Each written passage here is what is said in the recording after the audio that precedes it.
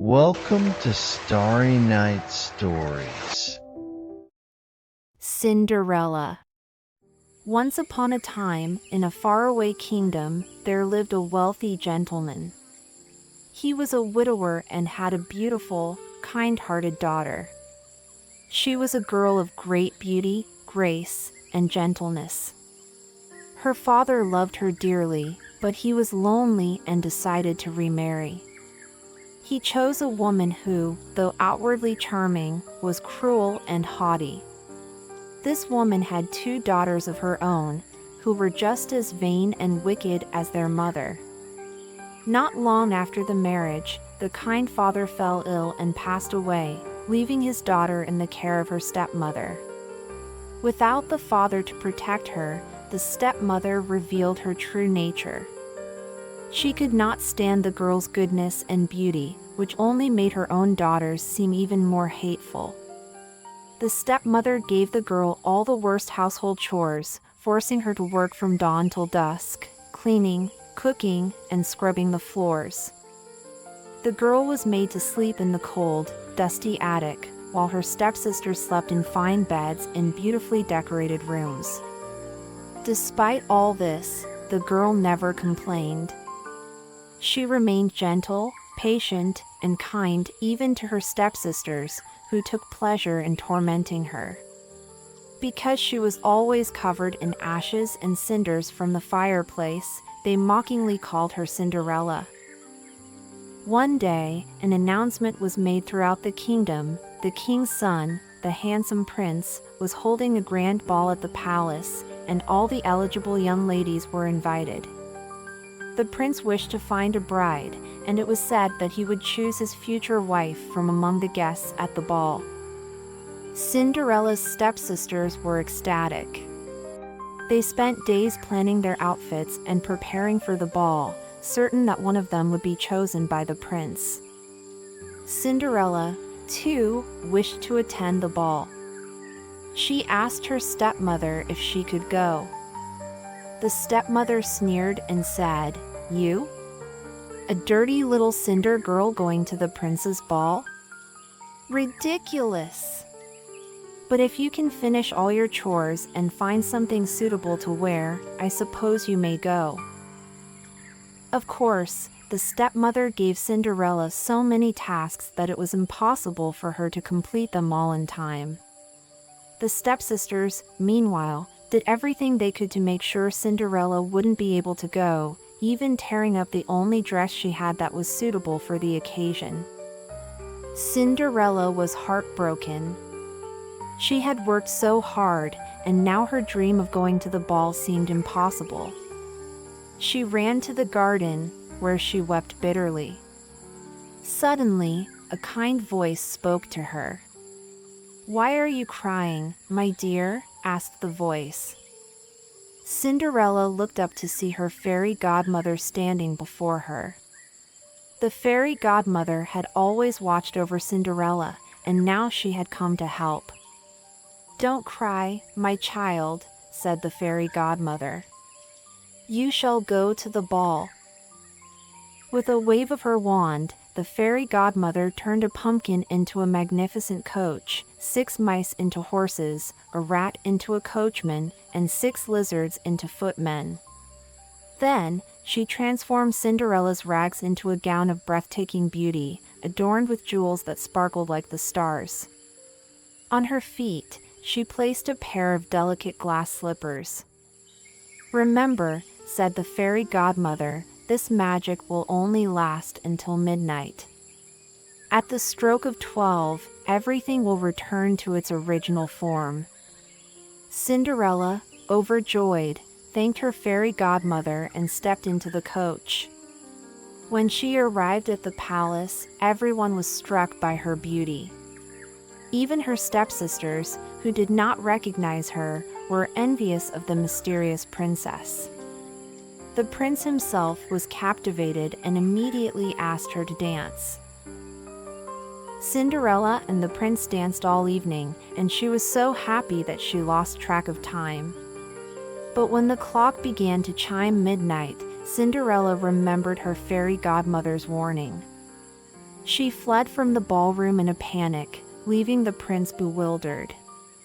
In her haste, she lost one of her glass slippers on the staircase, but she dared not stop to retrieve it. She raced back to the coach, which whisked her away just as the last chime of midnight echoed through the night. As the magic faded, Cinderella found herself once again in her ragged clothes, standing alone with only the one remaining glass slipper as a token of the magical evening. The next morning, the entire kingdom was buzzing with news. The prince had found the glass slipper and had vowed to marry the girl whose foot it fit. He sent out his heralds to search every house in the kingdom, trying the slipper on the foot of every maiden. Cinderella's stepsisters tried with all their might to force their feet into the slipper, but it was no use.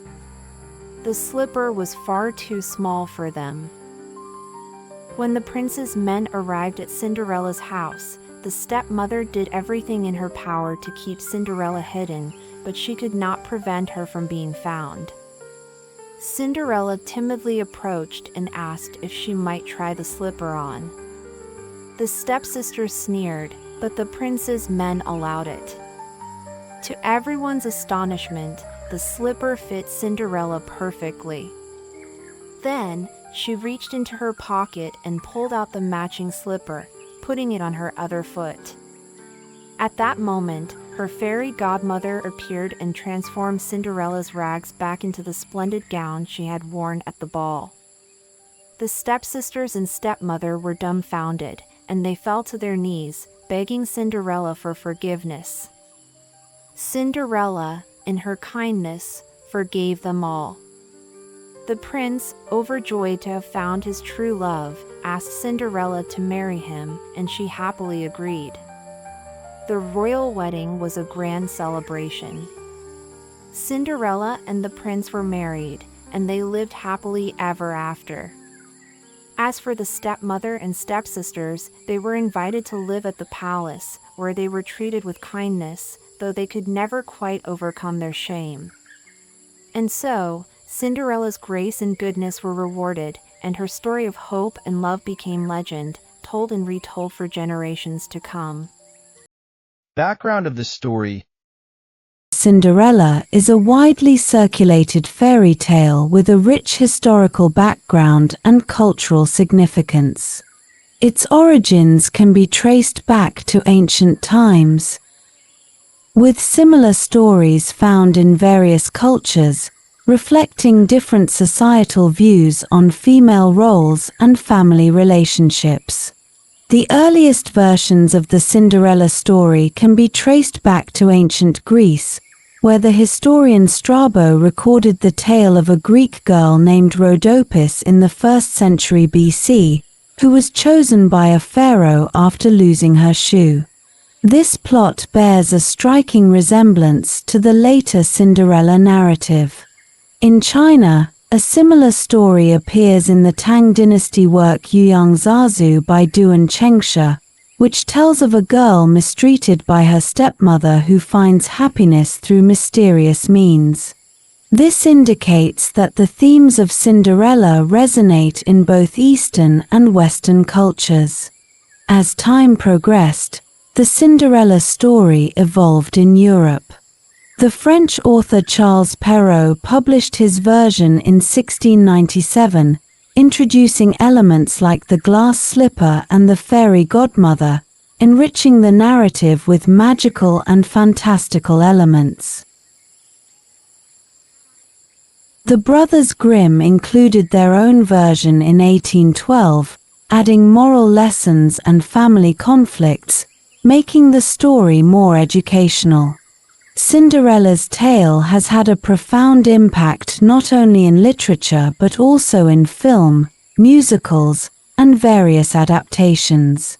In modern society, Cinderella's character continues to be beloved, symbolizing hope, courage, and the triumph of goodness, reflecting humanity's aspiration for a better life. Overall, the historical background of Cinderella showcases a shared cultural memory and the universal pursuit of an ideal life, transcending time and geographical boundaries, and becoming an integral part of global culture. That's the entire story. I hope you enjoyed it. If you like this story, please remember to give us a thumbs up and subscribe to our channel to support us in creating more wonderful content. Good night and sweet dreams.